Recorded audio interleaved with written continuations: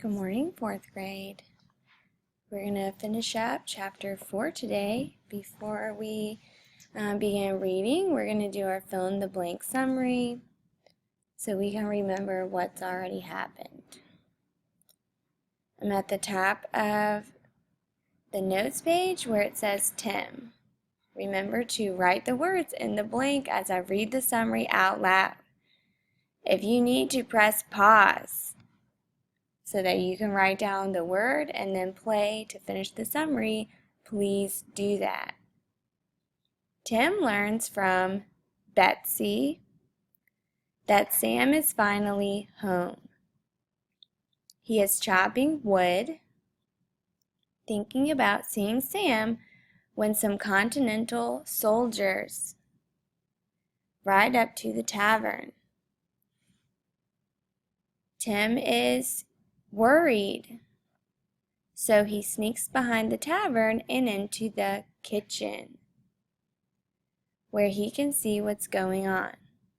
The soldiers are holding his father at knife point because his father will not give them the gun. His father tells the soldiers that his son took it to join the army. Tim, afraid for his father's life, runs to find Sam. So you may start the recording over if there were some blanks that you did not get to. If you have all of your blanks filled in, please track the focus question. How does Sam respond to challenge? What does this reveal about his character? We have 2 vocabulary words we're going to go over. The first one is shirk. That's when you avoid your responsibilities. So if you're supposed to clean your room and you don't, you are shirking your responsibilities. So that goes with this picture. The opposite of shirk is hardworking. All right, and the next one is hypocrite. That goes with this picture over here. It's when you say one thing, but you do the other, or you do the opposite. Open your book to page 52. Get ready to follow along as I read out loud. And as we're reading aloud, remember we're completing our CSPS strategy about Tim. We want to know, what kind of person is he? Where is he? What's his problem? And how does he try to solve it? So I'm at the part in page 52 where it says, so I ran uphill and down. Remember, Tim is on his way to meet. He is on his way to go find Sam so he can get the gun. Silently write that down where it says character. Tim is on his way to meet Sam to go get the gun.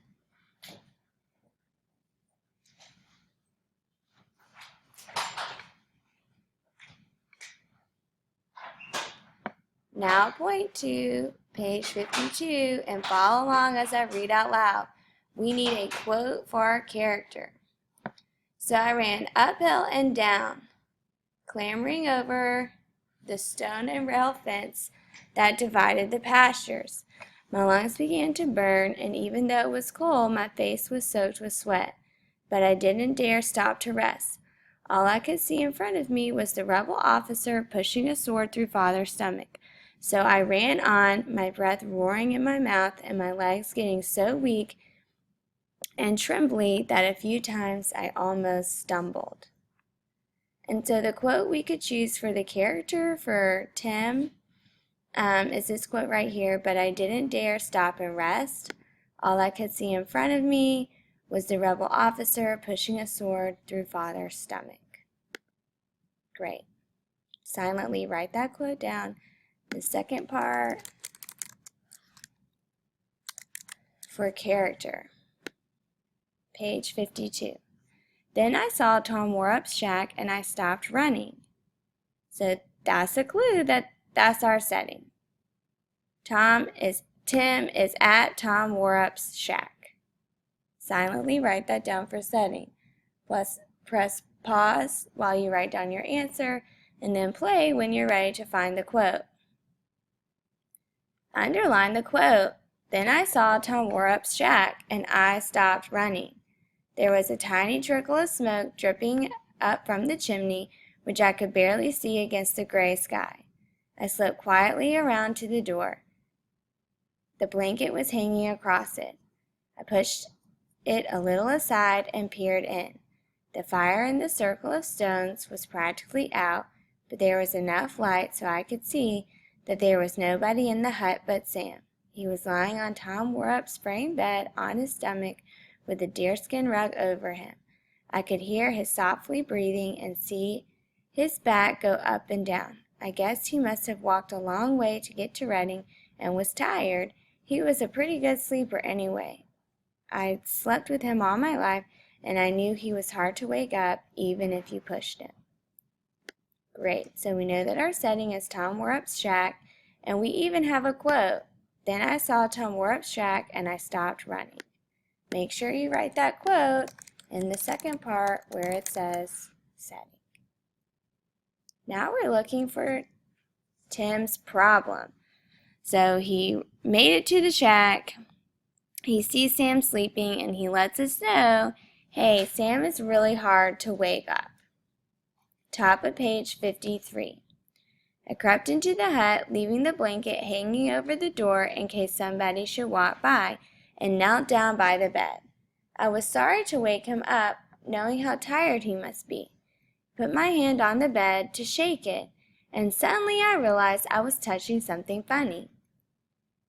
I felt along the edge of the bed. There was something hard and long under the blanket. I put my hand under the blanket to feel it better, but already knew it was the brown Bess. I guess Sam had got into the habit of sleeping with it so nobody would steal it. He was lying with his arm across it, with the blanket over the top of both. Carefully, I slid my hand down the barrel until I got to the stock, gripping it, and gave it a little pull. Sam snorted in his sleep and shook his head as if he were trying to shake a fly off his face. But he didn't wake up. I gave the gun another little pull. This time he began to talk loudly, but the words came out nonsense and I couldn't make them out. I let go of the gun and took my hand out from underneath the blanket, trying to think of what to do next. Sam was pretty tired, and being a good sleeper, I figured I might be able to move his arm without waking him up. When we used to sleep together plenty of times, he'd thrown his arm or his leg over me in his sleep, and I'd have to grunt and heave to get myself untangled from him, and he'd never wake up. I decided to take the chance. We're going to stop right there. So Tim has already told us he's going to take a chance, right? So he's going to take a chance to get the gun away from Sam while Sam is sleeping, and he does not want to wake up Sam. So that is Tim's problem. Tim needs, silently write this down where it says problem. Tim needs to get the gun away from Sam without waking Sam up. Tim needs to get the gun away from Sam without waking Sam up. And the quotes you can use are from the bottom of page 53. I let go of the gun and took my hand out from underneath the blanket, trying to think of what to do next. And then this quote, I decided to take a chance. Silently write that down where it says problem in the quote section. Right, now we're going to keep reading to figure out how Tim solves his problem. Flip the blanket back a little until his arm and brown Bess were uncovered. Then I quickly bent his arm away so it wasn't lying across the gun anymore. He snorted again, but he didn't wake up. I picked up the gun, ducked through the door of the shack, just pushing the blanket away with my head. When I got outside, I began running across the snow-covered pasture as fast as I could, praying I'd get back before anything happened. Ahead of me, as far as I could see, was a trail of my own footprints in the snow, drawn like a line across the field and fence that divided them up. So, right now we can see, wow, Tim's pretty successful, he has the gun, and he is running across the field. Let's keep reading. I was so worried and scared that I didn't even hear Sam coming until I was across Reed's pasture and climbing over the stone wall on the other side. As I slid over the wall, I heard the first heavy thump-thump of running feet. I looked back. Sam was down at the bottom of the pasture about 100 yards away, charging up at me as fast as he could. He saw me look at him, but he didn't shout, for fear that somebody would hear him. I leaped over the wall and began running as fast as I could, but I knew it was hopeless. Sam was bigger and stronger and faster than me. I looked back again, and Sam was coming up the stone wall. He didn't bother to climb it. He just cleared it in one jump and came running on. I turned and swung down the left direction of the road. Didn't think Sam would follow me for fear of being seen. I tried to pray, but I couldn't think of the right words, and all I could do was whisper over my gasping breath, "Oh, please, God, oh, please, God." Then Sam was 10 yards behind me. "Timmy," he said in a whispery shout, "for God's sake, Tim, give me that before you hurt yourself." I swerved around to face him. He lunged at me, grabbing for the muzzle of the gun. He got a couple of fingers on it, but I jerked it out of his grip. He cursed and stuck his fingers in his mouth, and I could see he got a little gash from the bayonet clip where I jerked it out of his fingers. I leveled the brown vest at his stomach and said, "Don't come any closer, Sam, or I'll shoot you." Couldn't even hold the gun right. It was too long and heavy for me to hold against my shoulder the way you're supposed to. I had to hold it against my hip with one hand on the trigger and the other wrapped around the barrel. I knew if I fired it, I'd be knocked flat, but I didn't care. Sam stared at me. "Timmy." "Don't move, Sam." "It isn't loaded, Tim." "You're a liar." He started to step toward me. "Stand back, Sam, or I'll shoot you in the stomach." Suddenly I began to cry, not just little tears, but big sobs, all mixed up with trying to get my breath. I felt the shame of crying in front of Sam and embarrassed, but it was all so terrible I couldn't stop. "Timmy, don't be crazy. It isn't loaded. Now give it to me before it gets damaged." "Jesus, Sam, Jesus, they're down there, and they're going to kill Father if he doesn't give them the brown vest." Okay, we're going to stop right there. So how does Tim try to solve this problem? Well, he gets the gun, and then, write this down for the solution, Sam chases after Tim to get the gun, and Tim points the gun at Sam so that he cannot get it. Silently write this down. Sam chases Tim to get the gun, and Tim points the gun at Sam so that he won't take it. And then we have a quote from the text,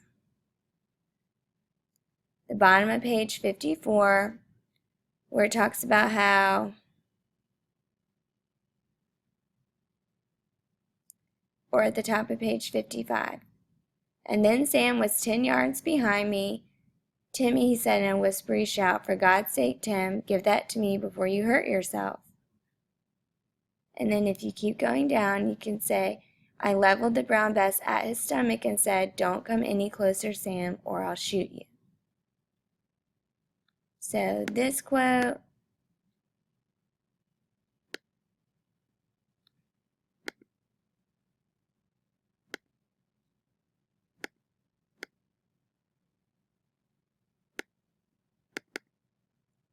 wow.